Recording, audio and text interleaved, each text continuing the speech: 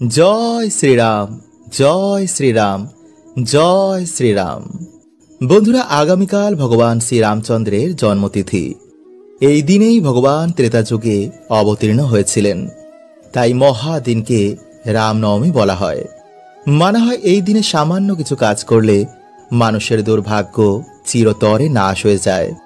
ভগবান ব্রহ্মাজি বলছেন যে এই দিনে রামনবমী ব্রত বা পুজো পালন করলে তাকে আর কখনোই জন্ম মৃত্যুর চক্রে ফিরে আসতে হয় না।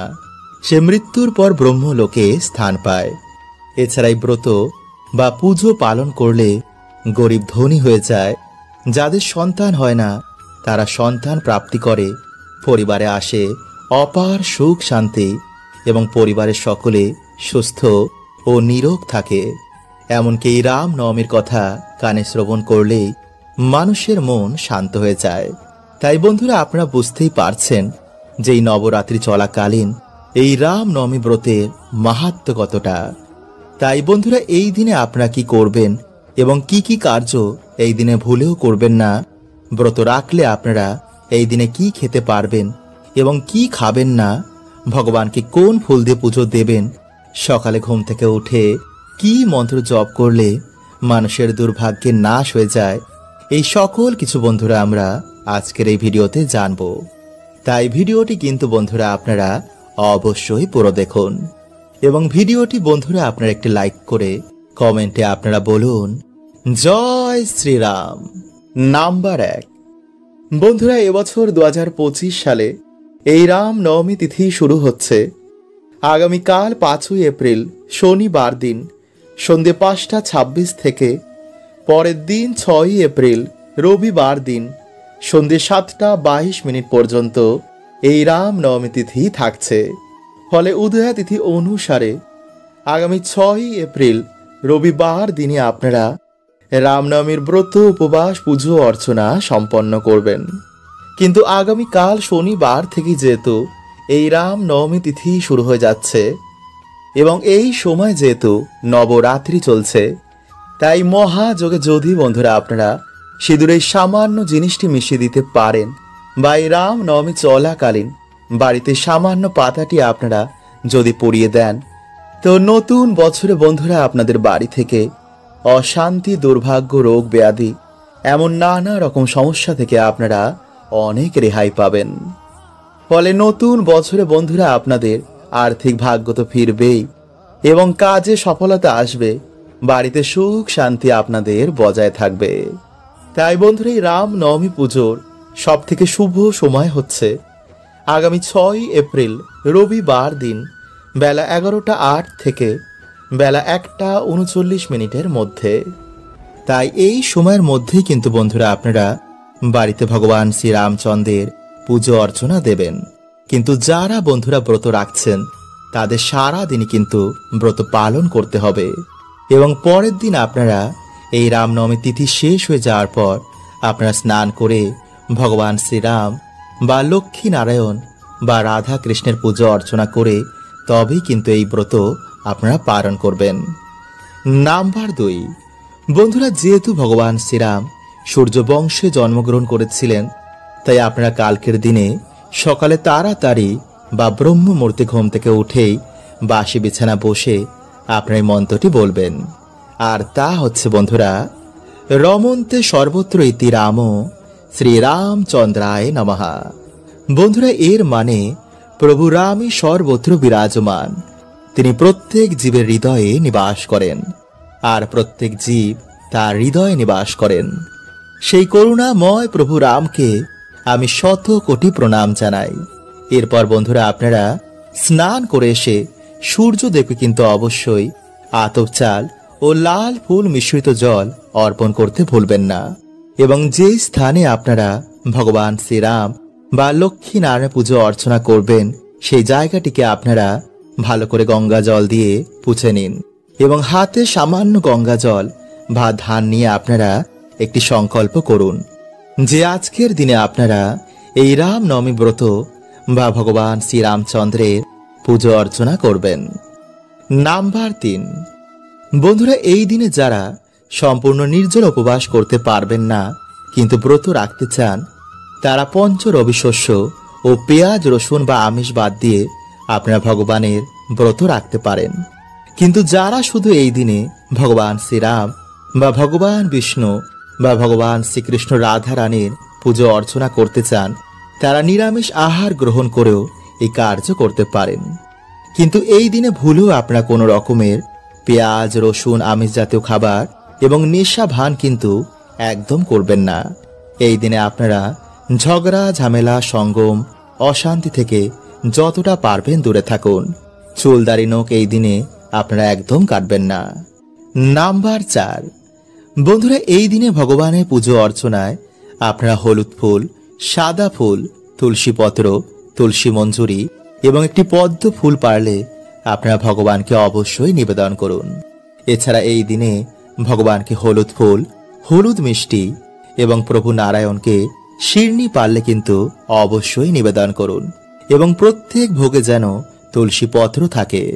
এরপর আপনারা ভগবানের পুজো অর্চনা আরতি করার পর বাড়িতে রামায়ণ, গীতা, সত্যনারায়ণ ব্রত কথা অথবা রামনবমী ব্রত কথা আপনারা পাঠ করুন। এবং এই দিনে বন্ধুরা আপনারা সন্ধেবেলায় এই মন্ত্রটি একটি আসনে বসে আপনারা জপ করতে ভুলবেন না।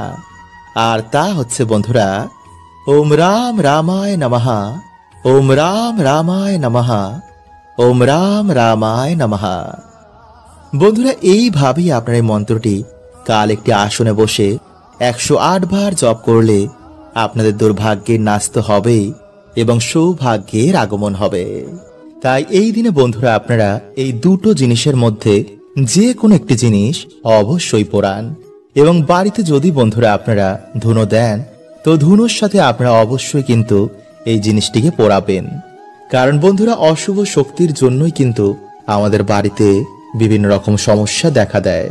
তাই যদি বন্ধুরা আপনারা প্রত্যেক মঙ্গলবার বা শনিবার বা কোনো গ্রহণের দিন বাড়িতে সন্ধে আরতির পর বা রাতে এই জিনিসটি যদি আপনারা ধুনোর সাথে মিশিয়ে দেন বা এই দুটো জিনিসের মধ্যে যে কোনো একটি জিনিসও আপনারা কালকের দিনে জ্বালান, তো বন্ধুরা কিছু দিনের মধ্যে আপনারা দেখবেন যে আপনাদের বাড়িতে ঝগড়া ঝামেলা মনোমালিন্য কেমন কমে গেছে, সবার মন শান্ত রয়েছে, বাজে চিন্তা মাথায় আসছে না, কাজে পড়াশোনাতেও আপনাদের মন লাগছে এবং সবথেকে গুরুত্বপূর্ণ হচ্ছে যে নেগেটিভিটির জন্য আপনাদের উন্নতি আটকে ছিল তা থেকেও কিন্তু বন্ধুরা আপনারা বেরিয়ে আসবেন। ফলে আপনাদের আর্থিক উন্নতি অবশ্যই হবে। কারণ বন্ধুরা এই সৃষ্টিতে যেমন সমস্যা রয়েছে তার সমাধান রয়েছে, যেমন খারাপ রয়েছে তেমন ভালো রয়েছে। তাই কিছু নিয়ম যদি বন্ধুরা আমরা আমাদের জীবনে ধারণ করি তো ভগবান আমাদের সুখ শান্তিতে ভরিয়ে দেন। তাই ভিডিওটি কিন্তু আপনারা অবশ্যই পুরো দেখুন এবং ভিডিওটি বন্ধুরা আপনারা একটি লাইক করে কমেন্টে আপনারা বলুন জয় শ্রীকৃষ্ণ, হর হর মহাদেব। বন্ধুরা প্রাচীন কাল থেকে আমাদের বাড়িতে পুজোর সময় ধূপধুনো ও প্রদীপ ধরানো হয় এবং সাথে শঙ্খ বাজানো হয়। কারণ বন্ধুরা এই সকল কার্যে যেমন দেবদেবীরা প্রসন্ন হন তেমনি নেগেটিভ এনার্জি ও জীবাণু এতে অনেক নাশ হয়ে যায়।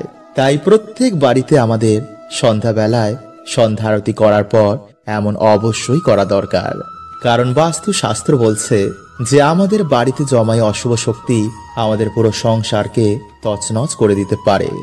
যেমন পরিবারে কেউ কারোর কথা শুনতে চায় না, হঠাৎ করেই সম্পর্কের মধ্যে ফাটল, স্বামী স্ত্রীর মধ্যে ছাড়াছাড়ি, মাথায় সর্বদা বাজে চিন্তা আসা, ডিপ্রেশন, রোগ ব্যাধি দুর্ভাগ্য মানুষকে ঘিরে ধরে।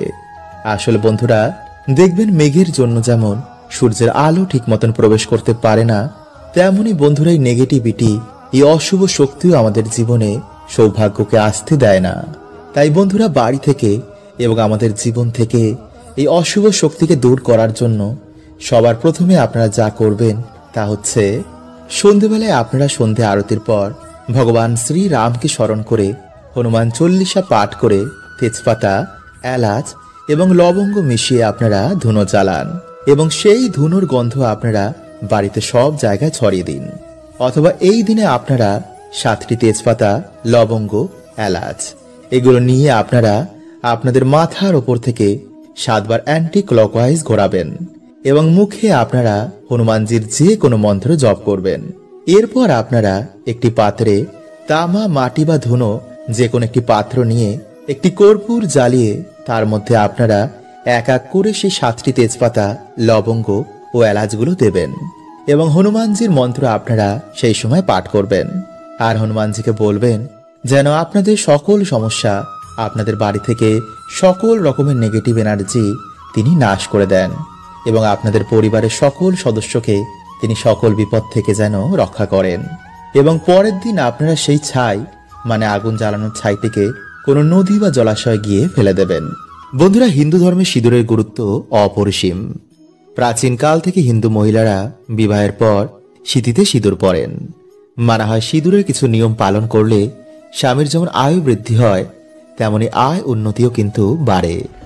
আবার সিঁদুরের কিছু ভুলেও বন্ধুরা স্বামীর আয় উন্নতির পথেও কিন্তু বাধা এসে দাঁড়ায়, মানে স্বামীর জীবনে এসে পড়ে চরম দুর্ভাগ্য। তাই আজকের এই ভিডিওতে বন্ধুরা আমরা জানব যে সিঁদুরে কোন জিনিসটি রাখলে স্বামীর আয় উন্নতি বৃদ্ধি পায় এবং পরিবারে মা লক্ষ্মীর কৃপা হয়। এবং সাথে বন্ধুরা আমরা জানব যে কোন সময় নারীদের ভুলেও সিঁদুর পরতে নেই, এতে স্বামী এবং পরিবারে দুর্ভাগ্য নেমে আসে। এবং কোন আঙ্গুল দিয়ে সিঁদুর পরা উচিত এবং সিঁদুর পরার মন্ত্র কি। তাই অবশ্যই বন্ধুরা আপনারা কিন্তু ভিডিওটি পুরো দেখতে ভুলবেন না এবং ভিডিওটি বন্ধুরা আপনারা একটি লাইক করে কমেন্টে হর হর মহাদেব ও জয় শ্রীকৃষ্ণ অবশ্যই লিখুন। নাম্বার 1, ভিজে সিঁদুর কখনই আপনারা মাথায় দেবেন না। এতে বন্ধুরা ভিজে সিঁদুরের মতন আপনাদের স্বামীর আয় উন্নতিও কিন্তু ধীরে ধীরে ডেবে যাবে। নাম্বার 2, সিঁদুর পরার মন্ত্র। বন্ধুরা, বিভিন্ন জায়গায় সিঁদুর দেওয়ার বিভিন্ন মন্ত্র রয়েছে, যেমন কণ্ঠে ওম গোবিন্দায় নমঃ, কপালে ওম কেশবায় নমঃ এবং সিঁথিতে ওম কৃষ্ণায় নমঃ। নাম্বার 3, বন্ধুরা বর্তমানে অনেক নারী সিঁথিতে সিঁদুর দেয় না এবং অনেকে তো ডান দিকে তো কেউ বাঁ দিকে দেয়। কেউ কেউ তো আবার সিঁদুরের জায়গায় অন্য কসমেটিক্স ব্যবহার করেন। কিন্তু বন্ধুরা এমনটা করা কিন্তু মোটেও উচিত নয়, কারণ বন্ধুরা সিঁদুর হচ্ছে মা লক্ষ্মীর প্রতীক। এটি স্বামীর কল্যাণের জন্য, বাড়িতে আয় উন্নতির জন্য, বাড়িতে মা লক্ষ্মীর বসবাসের জন্য আমাদের পরা উচিত। নাম্বার 4, কোনো দ্বিতীয় ব্যক্তির কেনা টাকায় কিন্তু আপনারা সিঁদুর পরবেন না এবং নিজের সিঁদুর আপনারা কারোর সাথে শেয়ার করবেন না। এছাড়া আপনারা কোনো বিধবা মহিলাদের সামনেও কিন্তু সিঁদুর পরবেন না। এতে বন্ধুরা তাদের দুর্ভাগ্য আপনারা না জেনেই আপনাদের জীবনে ডেকে আনবেন। নাম্বার 5, হাত থেকে সিঁদুর পড়ে গেলে আপনারা কি করবেন। বন্ধুরা, শাস্ত্র বলছে যে হাত থেকে সিঁদুর পড়ে যাওয়া মোটেও কিন্তু কোনো শুভ সংকেত নয়। তাই এই সময় আপনারা একটু সাবধানে থাকবেন এবং সেই সিঁদুরের ওপর আপনারা কিছুটা তেল ফেলে দেবেন এবং কাপড় দিয়ে সেই তেল আপনারা সে সিঁদুর সমেত ভালো করে মুছে একটি গাছের গোড়ায় গিয়ে তারপর সে কাপড়টি ফেলে দেবেন এবং মা লক্ষ্মীর কাছে আপনারা সেই কার্যের জন্য ক্ষমা চেয়ে নেবেন। নাম্বার 6, স্বামীর উন্নতির জন্য, বাড়িতে সুখ শান্তি বৃদ্ধির জন্য আপনারা মাতা পার্বতীকে বা মাতা দুর্গাকে কিছুটা সিঁদুর অর্পণ করে সেই সিঁদুর থেকে আপনারা কিছুটা সিঁদুর নিয়ে নিজেদের সিঁদুরে মিশিয়ে সেই সিঁদুর আপনারা স্বামীর কল্যাণের কথা ভেবে আপনারা প্রত্যেক দিন স্বামীর উন্নতির কথা চিন্তা করে ব্যবহার করবেন। এছাড়াও যদি বন্ধুরা আমাদের বাড়িতে কেউ মারা যায়, মানে ওষুধ চলাকালীন সেই সময় বাড়ির মহিলাদের সিঁদুর ব্যবহার করতে নেই এবং তর্জনী আঙ্গুল দিয়ে সিঁদুর পরলে বাড়িতে শান্তি বাড়ে এবং মধ্যমা আঙ্গুল দিয়ে সিঁদুর পরলে স্বামীর আয়ু বৃদ্ধি হয়। বন্ধুরা, প্রত্যেক মানুষের জন্য সকাল খুবই গুরুত্বপূর্ণ। সকালে আমরা যা করব, যা দেখব এবং যা শুনবো তেমনই বন্ধু এনার্জিকে আমরা বাড়িতে আকর্ষণ করি। তাই এর জন্য বন্ধুরা প্রাচীন কাল থেকে আমাদের ঋষি মুনিরা এই সকালের সময়কে খুবই গুরুত্ব দিয়েছেন। প্রাচীন কালে এর জন্য বেশিরভাগ মানুষেরাই ব্রহ্ম মুহূর্তে ঘুম থেকে উঠতেন এবং ঘুম থেকে উঠেই তারা তাদের বাড়ির সদর দরজা এবং উঠোনে কিছু কার্য করতেন। কিন্তু যেহেতু বন্ধুরা আমরা এই বর্তমানে ব্যস্ততার মধ্যে এই কার্যগুলো করতে পারি না, তাই এর জন্য বন্ধুরা আপনারা কি করবেন, আপনারা ঘুম থেকে উঠেই এই 1 ঘটি জল নিয়ে যদি আপনাদের বাড়ির সদর দরজার সামনে এই সামান্য কার্যটি করতে পারেন, তো ডেফিনেটলি কিন্তু বন্ধুরা আপনাদের বাড়িতে আর্থিক উন্নতি হবেই। আপনাদের বাড়িতে আবার সুখ শান্তি ফিরে আসবে। কারণ বন্ধুরা এই সামান্য কাজটি আমাদের বাড়ি থেকে সমস্ত রকম গ্রহ দোষ কাটিয়ে দেয়, নেগেটিভ ঊর্জাকে বাড়ি থেকে বার করে দেয়। ফলে সহজেই আমাদের বাড়িতে দেবতাদের আগমন হয়, বাড়িতে মা লক্ষ্মীর কৃপা হয়। তাই সামান্য কার্যটি বন্ধুরা শুনতে লাগলো, এর কৃপা কিন্তু বন্ধুরা অনেকটাই। কিন্তু যদি বন্ধুরা আপনারা একটু ভুল করে ফেলেন, তো এর কৃপা কিন্তু বন্ধুরা আপনারা পাবেন না। তাই ধৈর্য সহকারে আপনারা প্রত্যেক পয়েন্টটি মন দিয়ে শুনুন। কারণ বাস্তব মতে বন্ধুরা সকালে ঘুম থেকে ওঠার পর কিছু কাজ আমাদের বাড়িতে পজিটিভ এনার্জিকে আকর্ষণ করে, আবার কিছু কাজও আমাদের বাড়িতে নেগেটিভ এনার্জিদের আকর্ষিত করে। তাই প্রত্যেক মানুষের বন্ধুরা এই বিষয়গুলি জানা অত্যন্তই দরকার। ফলে কিছু দিনের মধ্যেই বন্ধুরা আপনারা আপনাদের বাড়িতে সুফল দেখতে পাবেন। আপনাদের পরিবারের মধ্যে আবার সুখ শান্তি ফিরে আসবে। কারণ আমরা না জেনেই ভুলগুলিকে প্রত্যেক দিন করছি। তাই এর জন্য প্রত্যেক মানুষের জীবনে বর্তমান সময়ে নানা রকম সমস্যার মধ্যে রয়েছে। তাই বন্ধুরা আপনারা যদি আপনাদের জীবনে এই সমস্যাগুলো থেকে বেরিয়ে আসতে চান, তো অবশ্যই বন্ধুরা আপনারা কিন্তু ভিডিওটি পুরো দেখতে ভুলবেন না। এবং ভিডিওটি ভালো লাগলে আপনাদের পরিবারের সকলের সাথে অবশ্যই শেয়ার করুন। তাই বন্ধুরা ভিডিওটি একটি লাইক করে কমেন্টে আপনারা বলুন হর হর মহাদেব ও জয় শ্রীকৃষ্ণ।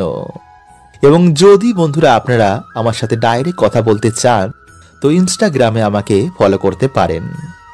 নাম্বার 1, বন্ধুরা আমাদের মধ্যে বেশিরভাগ মানুষই সকালে ঘুম থেকে উঠেই আয়নার সামনে দাঁড়িয়ে পড়ে।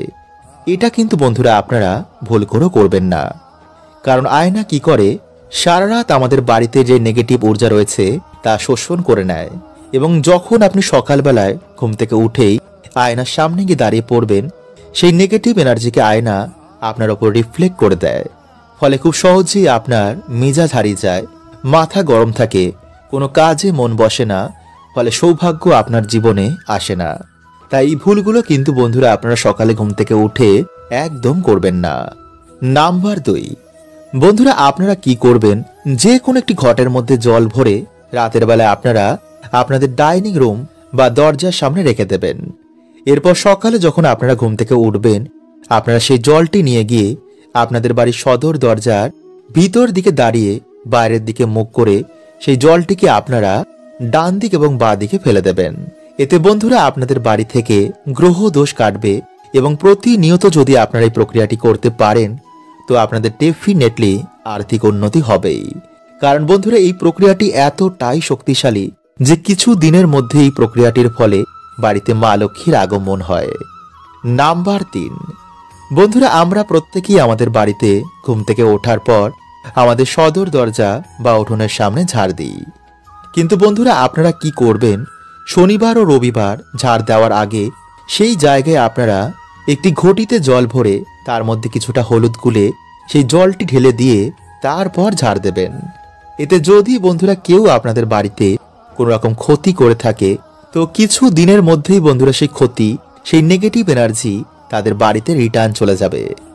নাম্বার 4, বন্ধুরা যদি আপনাদের বাড়ি থেকে কেউ দূরে ঘুরতে যান বা যখন আপনাদের বাড়ি থেকে কেউ কাজে যাবে, তো তার নামে বন্ধুরা আপনারা একটি ঘটিতে বা পাত্রে জল ভরে রাখবেন।